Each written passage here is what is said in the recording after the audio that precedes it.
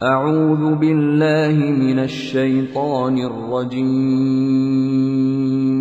بسم الله الرحمن الرحيم Bismillahirrahmanirrahim. Assalamualaikum warahmatullahi wabarakatuh. Alhamdulillah wassalatu wassalamu ala rasulillahi la hawla wa la quwwata illa billah amma ba'du. Rabbi israh li sadri wa yassir li amri wahlul 'uqdatam min lisani yafqahu qawli. Rabbi zidni ilma warzuqni fahma. Taib ayyuhat talibat rahimani wa rahimakumullah.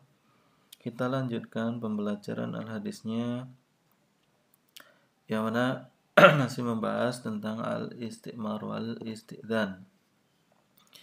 Yang mana pada sesi sebelumnya telah sampai pada halaman ini.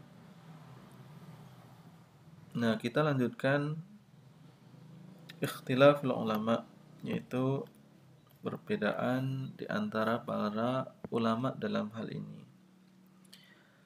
Laisa hunaka niza'un bainal ulama'i fi anna al-baligha al-aqila as-sayyiba la tujbaru 'ala nikahi. Di sana tidak ada perselisihan di antara para ulama bahwasannya wanita yang sudah baligh, yang berakal, yang sudah pernah menikah, janda maksudnya, itu tidak boleh dipaksa untuk menikah. Wa dalilu dzalika wadih, dan dalilnya itu jelas. Wa laisa hunaka niza'un aidan fi anna al-bikra allati duna tis'i laisa laha idnun. Dan di sana juga tidak ada perselisihan juga ya. Bahwasanya gadis yang di bawah 9 tahun itu tidak ada izin baginya. Jadi tidak punya hak izin atau dimintai izin. Fali abiha tazwijuha, maka bagi seorang bapak atau bagi bapaknya itu boleh menikahkannya bila idniha wala ridhoha bi kuf'iha. Maka boleh menikahkan tanpa izinnya dan tanpa ridhonya, ya, dengan yang sekufu dengannya. Qala Syekhul Islam, berkata Syekhul Islam, fa inna abaha yuzawwijuha wa la idna laha. Syekhul Islam Ibnu Taimiyah mengatakan bahwasanya bapaknya boleh menikahkannya tanpa meminta izin darinya. Wa daliluhum, dalil mereka adalah, ya, para ulama tersebut, zawaju Aisyah radhiyallahu anha minan Nabi sallallahu alaihi wasallam wa hiya ibnatu sittin wa ikhtalafu fil baligha. Dalil mereka itu adalah pernikahan Aisyah, ya, dengan Nabi sallallahu alaihi wasallam, yang mana Aisyah waktu itu berumur 6 tahun. Wa ikhtalafu fil baligha, dan para ulama berbeda pendapat di dalam wanita yang sudah baligh. Nah, ini yang akan jadi perbedaannya. Fal masyhuru min madhabil Imam Ahmad anna li abiha ijbaruha. Yang masuk dari madhab Imam Ahmad bahwasanya boleh bagi bapaknya untuk memaksanya. Wa huwa madhabu Malik wa Syafi'i. Ini madhabnya Imam Malik dan juga Imam Asy-Syafi'i. Wa Ishaq, dan juga Imam Ishaq. Wa daliluhum ma rawahu Abu Dawud. Dalil mereka adalah apa yang diriwayatkan oleh Abu Dawud. Ani bin Abbas anna Nabiya sallallahu alaihi wasallam qala al-ayyimu ahaqqu bi nafsiha min waliha wal bikru tusta'danu wa idnuha simatuha. Bahwasanya Nabi sallallahu alaihi wasallam bersabda bahwasanya seorang janda itu lebih berhak terhadap dirinya daripada walinya, dan seorang gadis itu dimintai izinnya, yaitu dengan diamnya. Fahaizu qassaman nisaa qismain, yang mana wanita itu dibagi menjadi 2 bagian. Wa asbata li ahadihima al-haq, dan menetapkan bagi salah satunya hak untuk memilih, ya kan? Dalla ala nafihi anil akhirah wa al-bikr. Dan ini menunjukkan penafian ya hak untuk memilih dari selainnya, dari yang satunya ya, dari satunya itu bikr. Jadi as-sayyib di sini diberi hak untuk memilih untuk dirinya. Nah, ini menunjukkan bahwasanya ada penafian hak dari yang satunya yaitu gadis. Fayakunu waliyuha haqqu minha. Maka dengan itu walinya itu lebih berhak daripada gadis. Ini pendapat yang pertama, ya kan? Riwayat asalnya, ini riwayat yang kedua, anil Imam Ahmad, dari Imam Ahmad, laisa lahu ijbaruha, tidak boleh bagi seorang bapak untuk memaksanya. Wa huwa madhabul Imam Abi Hanifah wal Auza'i wa Tsauri wa Abi Tsaur. Dan ini pendapatnya Imam Abi Hanifah, Al-Auza'i, Tsauri dan Abu Tsaur. Wa ikhtara hadhihi ar-riwayah minal ashab, dan pendapat ini juga menjadi pilihan ya dari para ulama yang lainnya ya, dari ashab mazhab Abu Bakar wa Syekh Taqiyuddin Ibnu Taimiyah ya, kemudian Ibnu Qayyim wa Sahibul Fa'iq wa Syekhuna Abdurrahman Al-Sa'di ya, wa mala ilaihi, dan condong kepadanya juga Syekh Abdullah Aba Batin wa Mufti Diyara An-Najdiyah fi zamanihi. Wa dalilu hadzal qaul, dan dalil dari pendapat ini hadisul bab, hadis yang kita bahas ya, yang sedang kita bahas. Idnahan Nabi sallallahu alaihi wasallam an taswijiha biduni idniha, yang mana Nabi sallallahu alaihi wasallam melarang menikahkan seorang gadis tanpa izinnya. Walau lam yakun idnuha mu'tabaran lama ja'alahu ghayata liinkahiha. Maka sekiranya ya, jikalau izinnya itu bukan sesuatu yang dianggap, maka tidaklah beliau menjadikannya sebagai tujuan untuk menikahkannya ya. Jadi kalau izinnya tidak dianggap, maka untuk apa ya ini dijadikan sebagai tujuan menikahkannya. Wa bima rawahu Abu Dawud wa Ibnu Majah an Ibnu Abbas an-najariyatan bikran atat nabiyya an-nabiyya sallallahu alaihi wasallam. Ada riwayat yang lain ya, dari Ibnu Abbas bahwasanya ada seorang wanita budak yang masih gadis datang kepada Nabi sallallahu alaihi wasallam. Fa dzakarat anna abaha zawwajaha wa hiya kariha. Dan gadis budak itu mengatakan atau menyebutkan bahwasanya bapaknya menikahkannya sedangkan dia tidak menyukainya ya, gadis itu tidak menyukainya.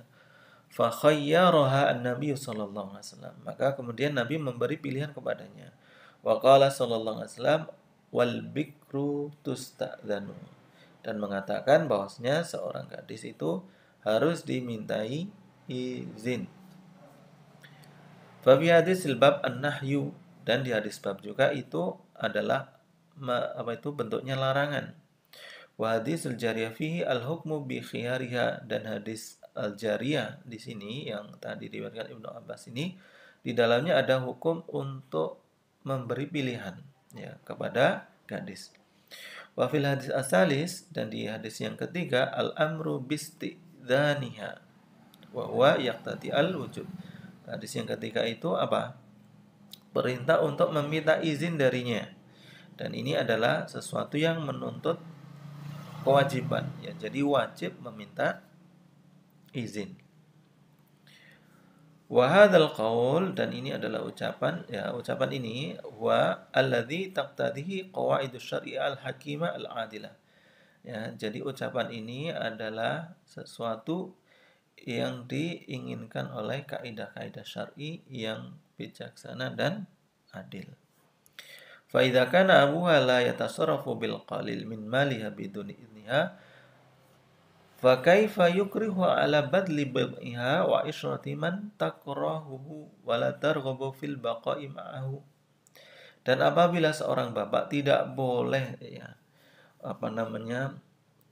istilahnya menggunakan walaupun sedikit dari harta dari anak gadisnya tanpa izinnya, maka bagaimana boleh seorang bapak memaksa seorang gadis untuk apa? Agar menyerahkan hak kawinnya, ya, dengan paksaan dan dipaksa untuk menggauli seseorang yang dibencinya atau seseorang yang tidak disukainya dan tidak ingin untuk bersamanya, ya. Inna irghamaha ala zawaji biman takrahu huwa al-habsul mudlim li nafsiha wa qalbiha wa badaniha wa aqliha. Bahwasanya pemaksaan gadis untuk menikah dengan orang yang tidak disukainya itu adalah bentuk pengekangan yang zalim. Zalim untuk dirinya, hatinya, jasadnya, dan juga pikirannya. Wal qawlu bihi yunafi al-adla wal hikmah.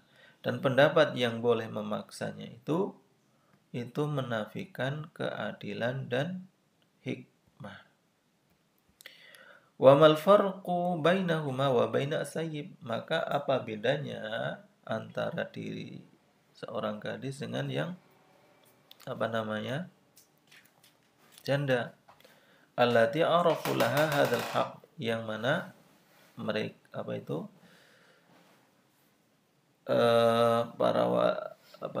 para wali itu mengetahui hak ini bagi mereka, ya, bagi seorang gadis, ya. Inna at-tafriqa bainahuma min at-tafriq bainal mutamathilain. Dan bahwasanya pembedaan di antara keduanya adalah membedakan sesuatu yang hampir sama. Alladzi ya'bahu al-qiyas, yang mana ini tidak ditolak oleh qiyas. Jadi pembedaan ini ditolak oleh qiyas, ya.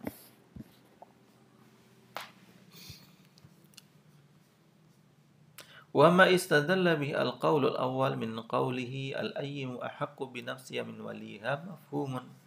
Dan apa yang ditunjukkan oleh pendapat yang pertama, ya, dari ucapan Nabi Shallallahu Alaihi Wasallam bahwasanya janda itu lebih berhak terhadap dirinya daripada walinya, itu dipahami. Wa alal qaul bi kauni hujjah, dan berdasarkan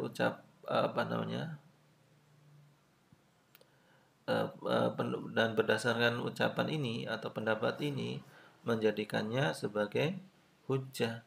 Fadalilul mantuq muqaddamun alaihi, dan dalil yang terucap itu lebih diutamakan, ya. Ya, lebih diutamakan. Tatimah, ini penutup. Aqdun nikah kabirun khatirun. Bahwasanya akad nikah itu suatu perkara yang besar dan penting. Wa dararuhu wa naf'uhu a'idun 'alal usra kulliha. Ya. Bahwasanya pentingnya dan juga manfaatnya itu akan kembali kepada keluarga semuanya. Lidza ara al-amala biqaulihi ta'ala wa amruhum syura bainahum.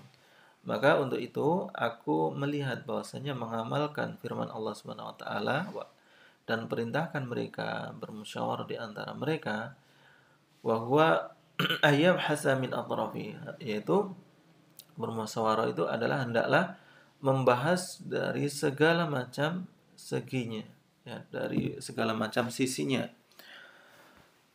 Wa yatadawalu ar-ra'ya fihi baina jami' afradil usra wal al-mu'tabirin.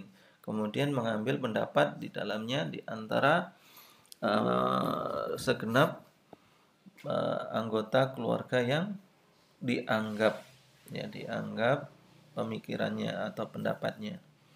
Wa ayyastaghfirullah ta'ala, dan hendaklah mereka beristikharah kepada Allah Subhanahu wa taala, wa yas'alu at-tasdid wa taufik, dan mereka hendaklah meminta kepada Allah untuk diberi penyelesaian dan juga diberi taufik. Wa ya'malu bima yarawna annahu al-ahsan wal aula, dan mereka mengamalkan dengan apa yang mereka anggap itu adalah yang paling baik dan paling utama.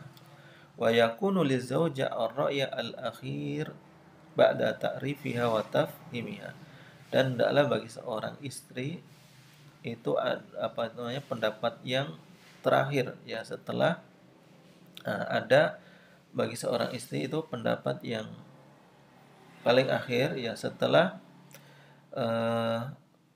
pengenalan dan juga pemahamannya ya. Wa idza tamma ala hadza, dan apabila telah selesai atas ini, fa huwa ahra alla yu'damu baina zaujaini wal usratain, dan ini adalah sesuatu yang lebih pantas agar tidak ada yang tersakiti di antara suami dan istri dan juga dua keluarga. Jadi intinya ada ikhtilaf ulama dalam masalah wanita gadis yang sudah balik, apakah boleh dipaksa atau tidak. Ada ada pendapat yang mengatakan boleh, ada yang mengatakan tidak dibolehkan. Dan menurut penjabaran tadi, maka pendapat yang lebih tepat adalah tidak boleh dipaksa, karena dalilnya jelas bahwasanya seorang gadis itu adalah dimintai izin ya, dimintai izinnya. Wal bikru tusta'dzanu wa idnuha simatuha ya. Taib ayuhat talibat rahimani wa rahimakunallah. Ya, demikianlah sesi yang ke-13 ini. Ya, semoga bermanfaat. Kita tutup dengan doa kafaratul majelis. Subhanakallahumma wa bihamdika asyhadu an la ilaha illa anta astaghfiruka wa atubu ilaik. Wa akhiru kalam. Assalamualaikum warahmatullahi wabarakatuh.